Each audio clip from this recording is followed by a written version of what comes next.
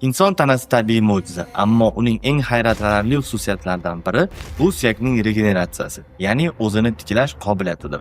Yengil sinishlardan so'ng suyak o'zi o'sib chiqadi. To'g'ri muhit va vaqt bo'lsa, avvalgidek mustahkam holatga qaytadi. Lekin og'ir holatlarda, masalan, suyak parchalanib ketgan bo'lsa, tananing o'zi buni uddalay olmaydi. Xo'sh, suyak regeneratsiyasi o'zi qanday ishlaydi? Suyak sinsa, organizm zudlik bilan uni tiklash jarayonini boshlaydi va bu 3 bosqichda sodir bo'ladi. Birinchisi, yallig'lanish bosqichi. Bunda qon suyak atrofiga oqib keladi. Immun hujayralari shikastlangan joyni tozalaydi.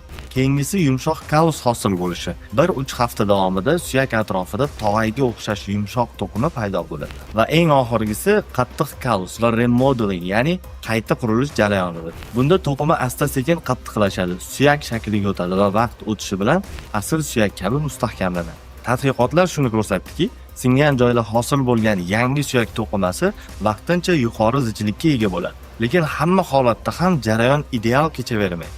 Noto'g'ri bitish, sekin regeneratsiya yoki umuman o'smay qolish bularning sababi ko'pincha qon aylanishining yomonligi, vitamin D va kalsiy yetishmovchiligi, chekish yoki ortiqcha harakat bo'lishi mumkin. Shuni esdan chiqazmangki, inson tanasi bu faqat go'sht va suyak emas, balki o'zini qayta yangilay oladigan mukammal tizimdir.